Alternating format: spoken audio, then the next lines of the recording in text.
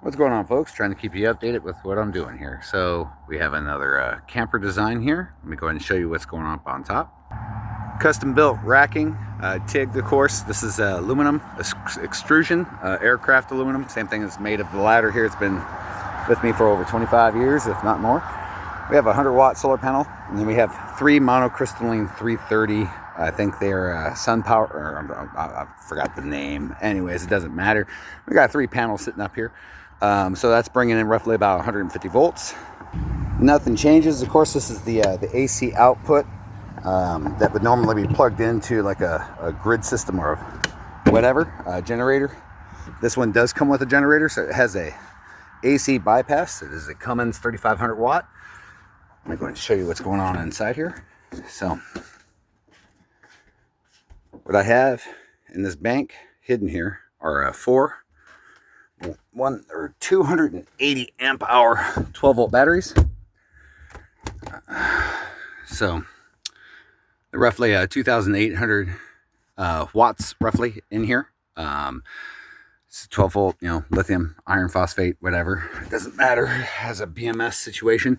We have 2 disconnects right here, so we're able to take the keyway with, shut the system down. Turn it back on, however, there we go.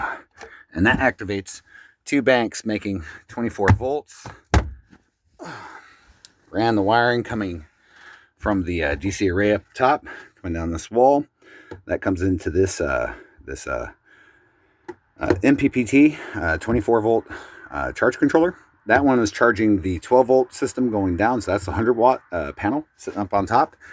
And then the 3 other panels are tied into this bad boy. So this is a 150 volt, 45 amp charge controller. This is the Victron energy system. We have a bunch of other equipment that we were going to use, like bus connections and monitoring stuff like that. Anyways, this is the DIY kit that the customer supplied. So of course had to run all the wiring coming in from the top with that flex tube going down. That shot across going down here. This went to the AC side. Okay, so how this worked was the power from outside AC had to go into this transfer switch that's going in behind here, and then it comes in off of this 30 amp single pole. So it's a 120 volts system that runs into here. We stole that line, redirected it, it went back to the inverter. I'll just show you that in a second. And then I had to bring another line coming back. So basically just made a loop from outside to the inverter instead of to here. And then that power comes back to this breaker here. And it's all dorched together. So let me see if I can get some lights on in here. Cool. All right. So back here is the 24 volt Victron. It is a 120 volt single phase inverter. So what we do is we just turn on the magic button. All right, and that activates power output, of course. And then I don't have the BMS on a separate monitor to go ahead and show you guys how this thing works, but what I can do is now we have live power coming in from the inverter, bypassed. Now let's just say that the batteries are low. We're gonna start up generator, right? Oh, it takes a few seconds for that transfer switch to happen. Actually, probably more entertaining back here. Clicks and so it waits a few seconds.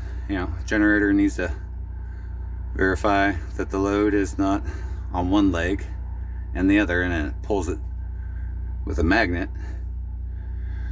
Come on. Dun, dun, dun, dun, dun, dun.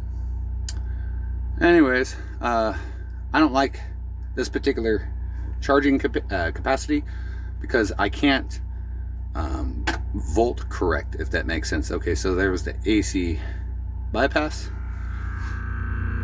Ooh, you can hear that generator. Let me go ahead and pull you out back.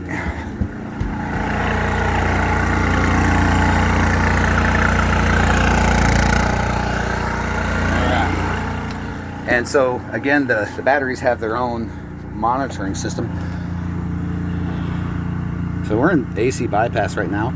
And if I went to the monitoring system, it'd show that the batteries were charging. And since they're already at like 98% on one, 100 on the other, out of the 4, right? And I have one that's lingering at about 87%, and he's climbing. That's because the battery was supplied later during the installation of the 3, which made the 4. So it's 2 banks of 12 and the 24 volts going into the Victron. So anyways, those battery BMSs has basically shut down the inverter at 24 volts, and there's no registered voltage. Now they click back on, of course, in safety, over volt protection, right, for the BMS. And so this is basically trickle charging the 87% battery to that 100% state slowly. But normally this would just stay on. So worst case scenario. All right, bugs worked out. Another operation ready to go. Thank you. God bless.